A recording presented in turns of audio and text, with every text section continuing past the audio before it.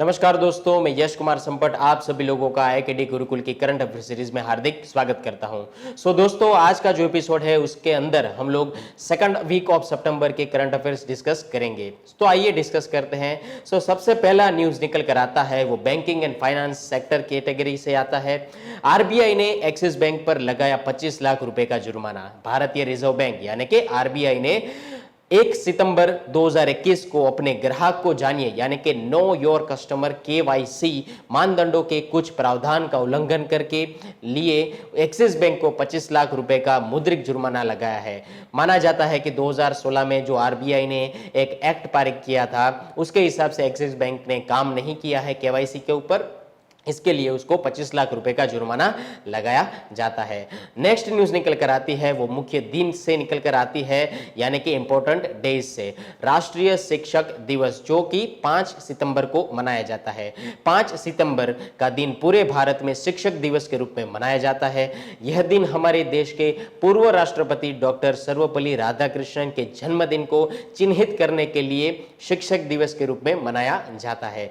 वह एक दार्शनिक थे, विद्वान थे और साथ ही साथ वो भारत रत्न पुरस्कार विजेता भी थे। वह भारत के दूसरे राष्ट्रपति जो कि 1962 से लेके 1967 तक उसने कार्यभार संभाला और साथ ही साथ भारत के पहले उपराष्ट्रपति बने थे जिन्होंने 1952 से लेकर 1962 तक कार्यभार संभाला था। नेक्स्ट न्यूज निकल कर आती है वो भी मुख्य दिन से निकल कर आती है यानी कि इंपॉर्टेंट डेज से। अंतरराष्ट्रीय चैरिटी दिवस जो कि 5 सितंबर को ही मनाया जाता है।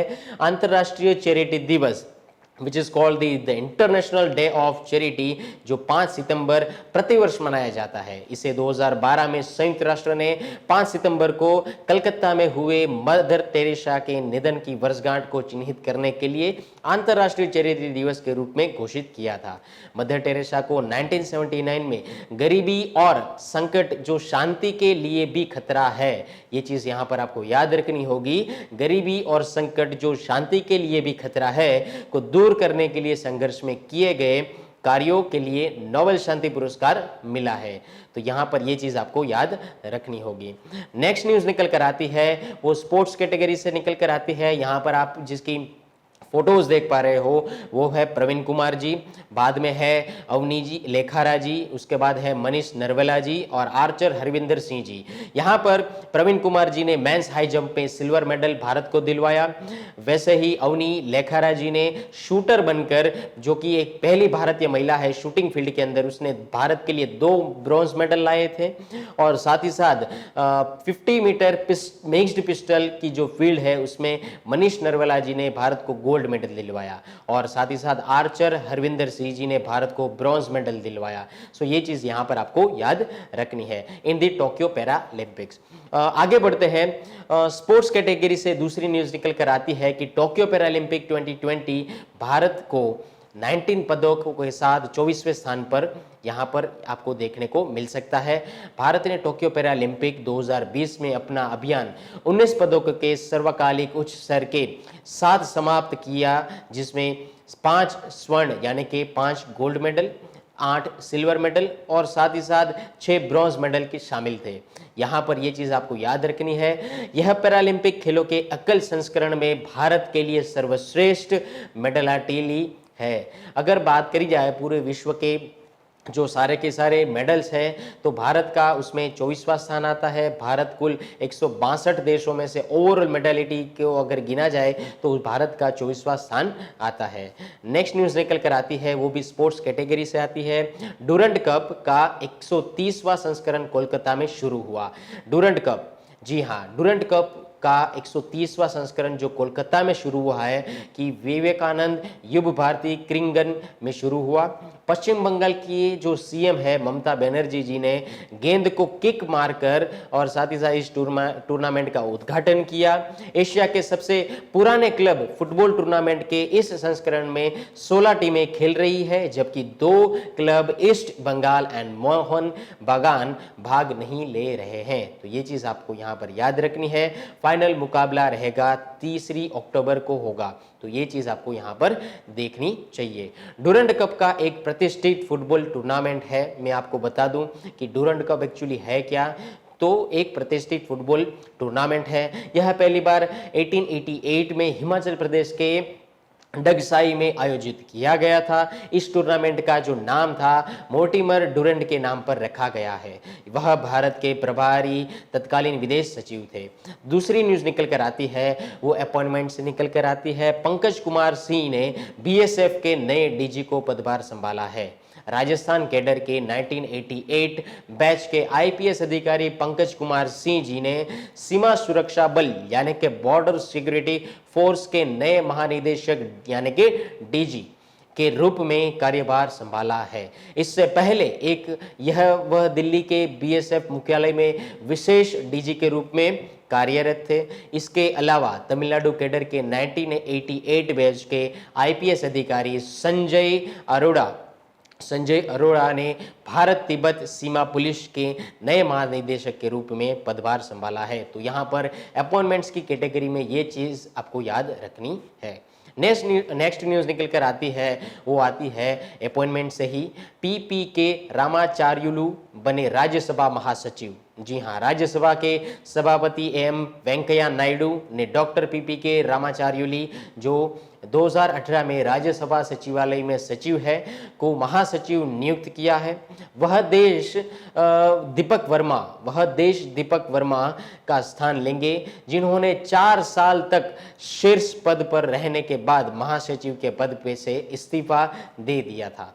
यहाँ पर ये चीज़ भी आपको यहाँ पर याद रखनी है। नेक्स्ट न्यूज़ निकल कर आती है वो भी अपॉइंटमेंट कैटेगरी से आती है। वर्तिका शुक्ला, यहाँ पर आप जिस महिला को देख रहे हैं उसका नाम है वर्तिका शुक्ला जी।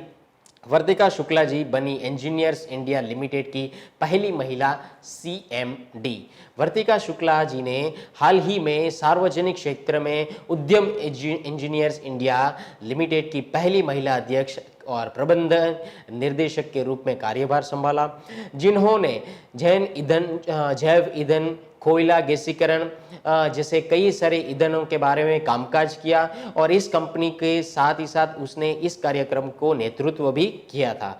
भारतीय प्रौद्योगिक संस्थान यानी कि IIT Kanpur, Indian institute of technology Kanpur से केमिकल इंजीनियरिंग किया वर्तिका जी ने और वहां से स्नातकता हासिल की।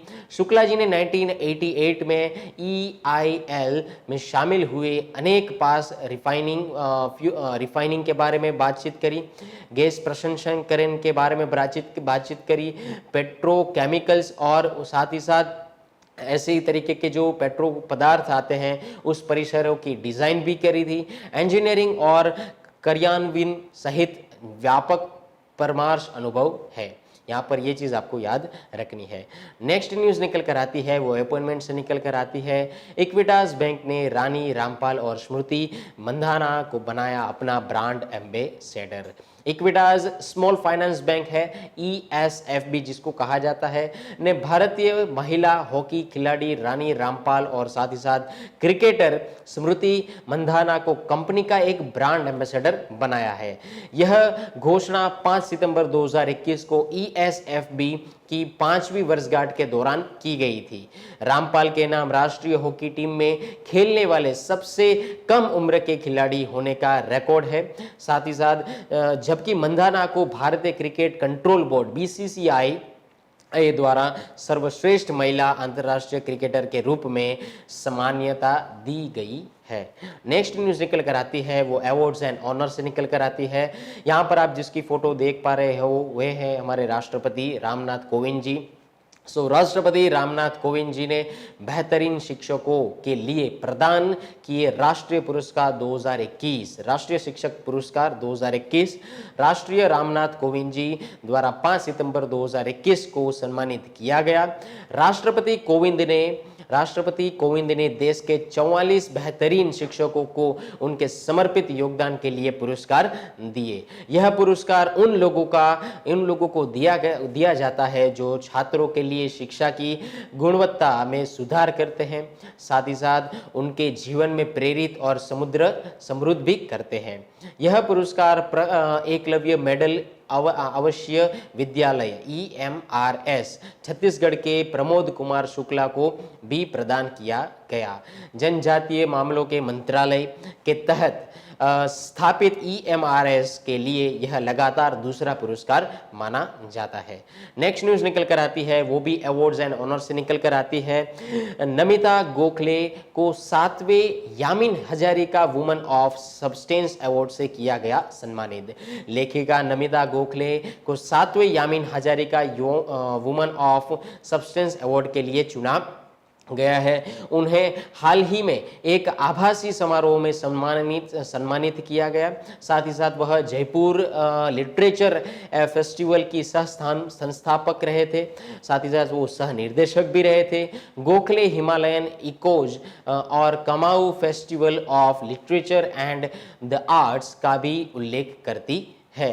यह पुरस्कार वर्ष 2015 में महिला पेशेवरों के एक समूह द्वारा आयोजित किया जा रहा है। यह वार्षिक पुरस्कार यामिन हजारिका को सम्मानित करता है। तो ये चीज़ भी यहाँ पर आपको याद रखनी है। नेक्स्ट न्यूज निकल कर आती है, वो नेशनल से निकल कर आती है। भारत बना प्लास्टिक समझौता शुरू करने वाला पहला एशियाई देश।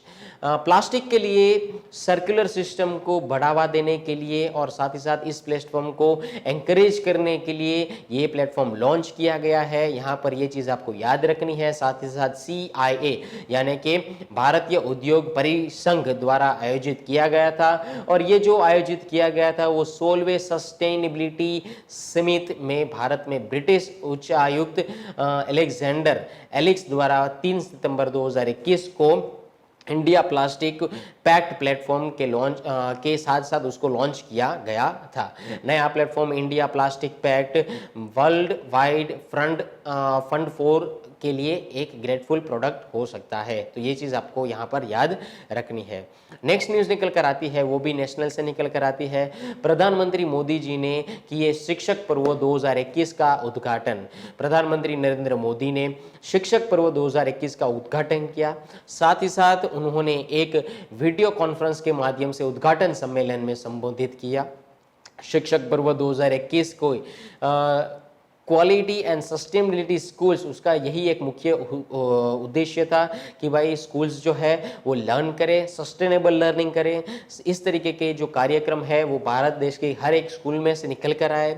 यह कार्यक्रम शिक्षा मंत्रालय द्वारा आयोजित किया गया था।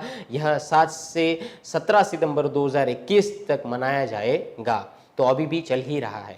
यहाँ पर ये चीज़ आपको याद रखनी है। शिक्षक पर्व 2021 का उद्देश्य न केवल सभी स्तरों का शिक्षा निरंतरता सुनिश्चित करने के लिए बल्कि देश भर के स्कूलों में गुणवत्ता, साथ ही साथ क्वालिटी एजुकेशन, प्रभाव स्थिरताओं से जुड़ने का एक मुख्य उद्देश्य था और उस चीज़ को प्रोत्साहित करना था। तो ये चीज़ यहाँ पर आपको याद रखनी है।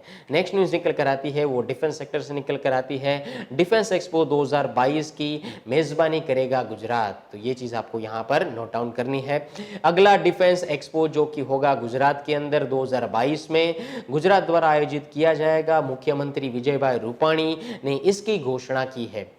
इस संबंध में रक्षा उत्पादन विभाग और साथ ही साथ गुजरात सरकार की बीच समझौता ज्ञापन पर हस्ताक्षर किए गए हैं।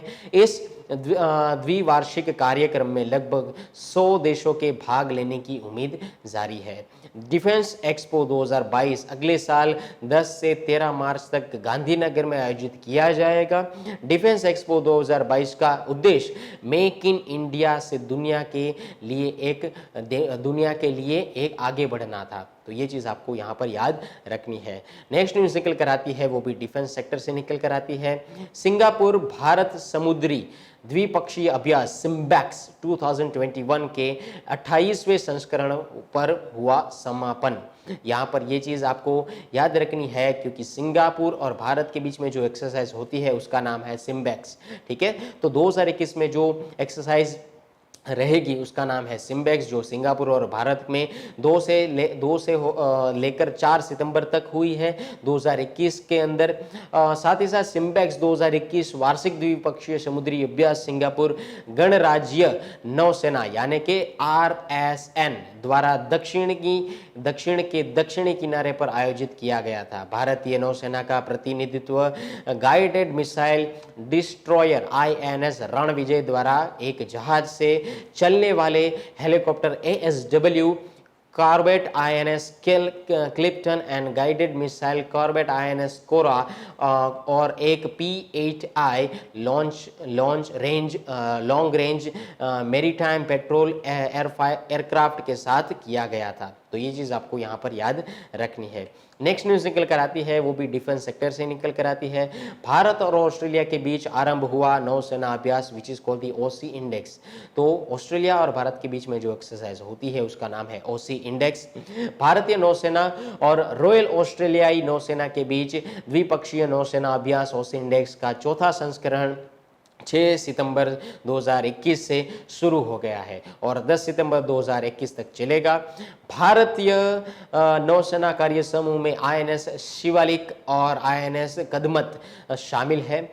OC इंडेक्स के इस संस्करण में भाग लेने वाली नौसेनाओं के जहाज़ों, पनडुब्बियों, हेलीकॉप्टर और साथ ही साथ लंबी दूरी के समुद्री गश्ती विमानों के बीच जटिल सतह, उपसतह और हवाई संचालन शामिल है। 2015 में द्विपक्षीय आयन रण समुद्री अभ्यास के रूप में शुरू हुआ। OC इंडेक्स पिछले कुछ वर्षों में जटिलता से